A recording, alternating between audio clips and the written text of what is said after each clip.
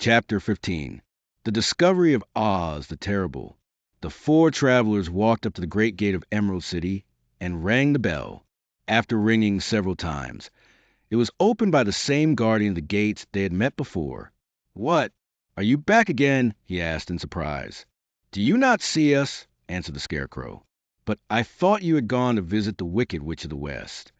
"We did visit her," said the Scarecrow. "And she let you go again?" asked the man in wonder. "She could not help it, for she is melted," explained the Scarecrow. "Melted? Well, that is good news indeed," said the man. "Who melted her?" "It was Dorothy," said the Lion gravely. "Good gracious!" exclaimed the man, and he bowed very low indeed before her. Then he led them into his little room and locked the spectacles from the great box on all their eyes, just as he had done before. Afterward they passed on through the gate into the Emerald City. When the people heard from the guardian of the gates that Dorothy had melted the Wicked Witch of the West, they all gathered around the travelers and followed them in a great crowd to the Palace of Oz. The soldier with the green whiskers was still on guard before the door, but he let them in at once, and they were again met by the beautiful green girl, who showed each of them to their old rooms at once, so they might rest until the great Oz was ready to receive them. The soldier had the news carried straight to Oz that Dorothy and the other travelers had come back again after destroying the Wicked Witch, but Oz made no reply. They thought the great wizard would send for them at once, but he did not. They had no word from him the next day, nor the next, nor the next. The waiting was tiresome and wearing, and at last they grew vexed that I should treat them in so poor fashion after sending them to undergo hardships in slavery. So the Scarecrow at last asked the green girl to take another message to Oz, saying if he did not let them in to see him at once, they would call the winged monkeys to help them and find out whether he kept his promises or not.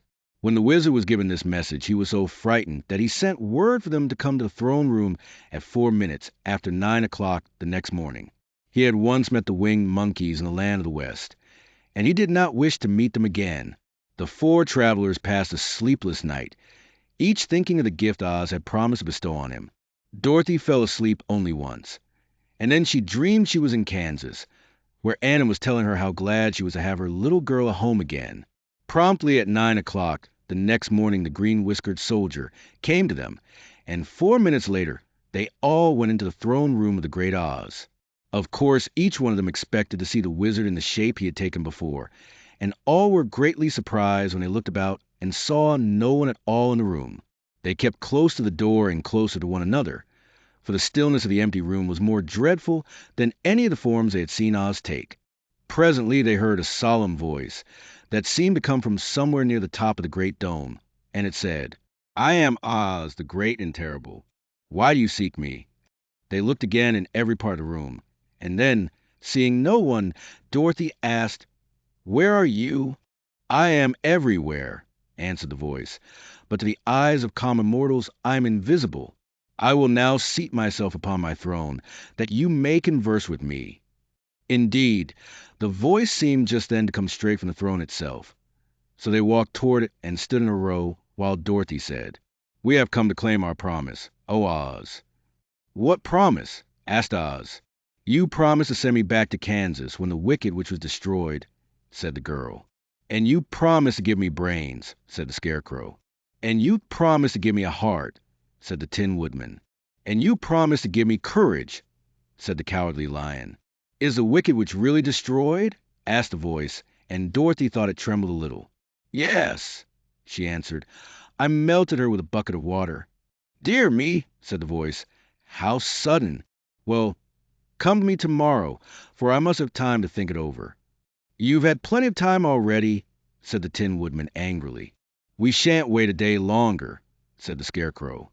"You must keep your promises to us," exclaimed Dorothy.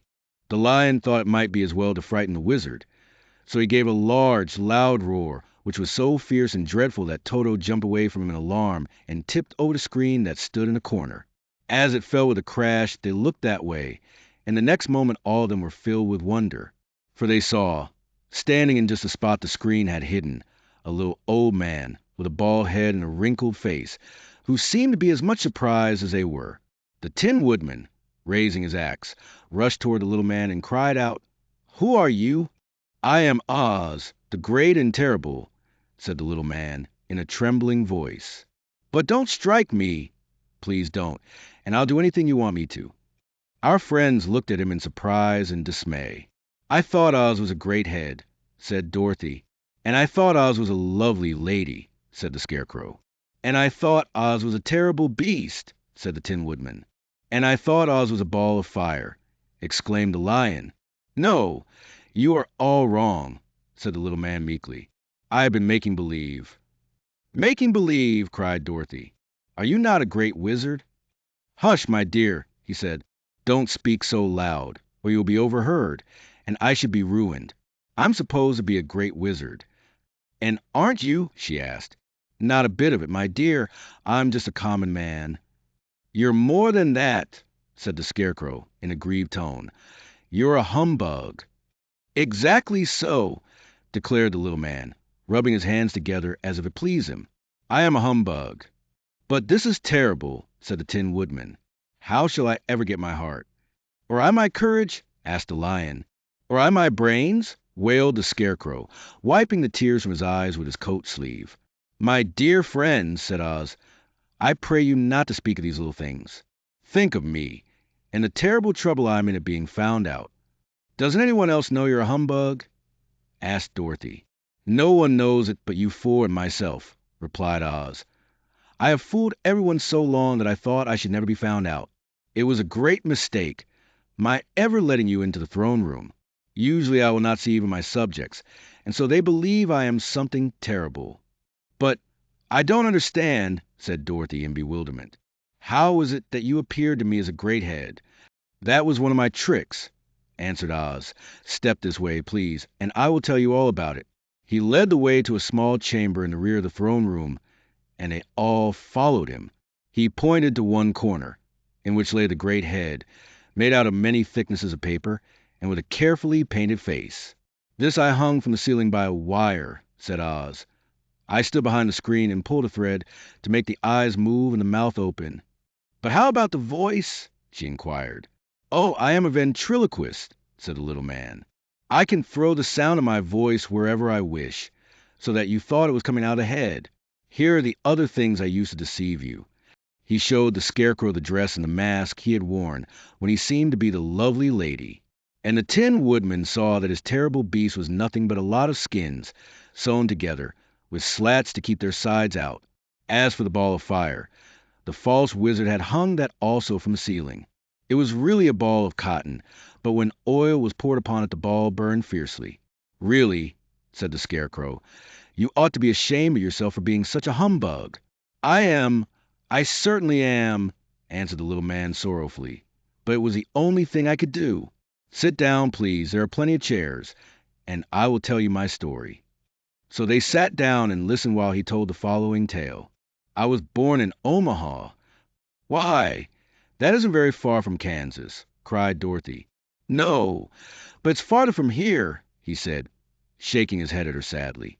"When I grew up I became a ventriloquist, and at that I was very well trained by a great master. I can imitate any kind of bird or beast." Here he mewed so like a kitten that Toto pricked up his ears and looked everywhere to see where she was. "After a time," continued Oz, "I tired of that and became a balloonist." "What is that?" asked Dorothy. "A man who goes up in a balloon on circus day, so as to draw a crowd of people together and get them to pay to see the circus," he explained. "Oh," she said, "I know. Well, one day I went up in a balloon, and the ropes got twisted, so that I couldn't come down again.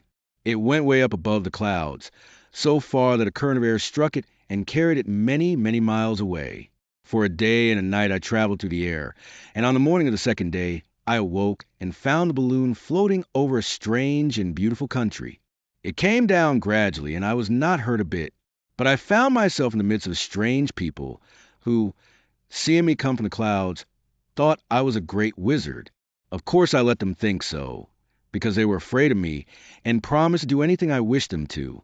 Just to amuse myself and keep the good people busy, I ordered them to build this city in my palace, and they did it all willingly and well. Then I thought, as the country was so green and beautiful, I would call it the Emerald City, and to make the name fit better, I put green spectacles on all the people, so that everything they saw was green. "But isn't everything here green?" asked Dorothy. "No more than in any other city," replied Oz. "But when you wear green spectacles, why, of course, everything you see looks green to you. The Emerald City was built a great many years ago, for I was a young man when a balloon brought me here, and I am a very old man now. But my people have worn green glasses on their eyes so long that most of them think it really is an Emerald City, and it certainly is a beautiful place, abounding in jewels and precious metals, and every good thing that is needed to make one happy. I have been good to the people, and they like me, but ever since this palace was built, I have shut myself up and would not see any of them. One of my greatest fears was the witches, for while I had no magical powers at all, I soon found out that the witches were really able to do wonderful things. There were 4 of them in this country, and they ruled the people who live in the north and south and east and west. Fortunately, the witches of the north and south were good, and I knew they would do me no harm. But the witches of the east and west were terribly wicked, and had they not thought I was more powerful than they themselves, they would surely have destroyed me. As it was, I lived in deadly fear of them for many years. So you can imagine how pleased I was when I heard your house had fallen on the wicked witch of the east. When you came to me, I was willing to promise anything if you would only do away with the other witch. But now that you have melted her, I am ashamed to say that I cannot keep my promises." "I think you are a very bad man," said Dorothy. "Oh, no, my dear. I'm really a very good man, but I'm a very bad wizard, I must admit." "Can't you give me brains?" asked the Scarecrow. "You don't need them. You are learning something every day. A baby has brains, but it doesn't know much. Experience is the only thing that brings knowledge, and the longer you are on Earth, the more experience you are sure to get." "That may all be true," said the Scarecrow, "but I shall be very unhappy unless you give me brains." The false wizard looked at him carefully. "Well," he said with a sigh, "I'm not much of a magician, as I said, but if you will come to me tomorrow morning, I will stuff your head with brains. I cannot tell you how to use them. However, you must find that out for yourself." "Oh, thank you," cried the Scarecrow. "I'll find a way to use them, never fear." "But how about my courage?" asked the Lion anxiously. "You have plenty of courage, I am sure," answered Oz. "All you need is confidence in yourself. There is no living thing that is not afraid when it faces danger. The true courage is in facing danger when you are afraid, and that kind of courage you have in plenty." "Perhaps I have, but I'm scared just the same," said the Lion. "I shall really be very unhappy unless you give me the sort of courage that makes one forget he is afraid." "Very well, I will give you that sort of courage tomorrow," replied Oz.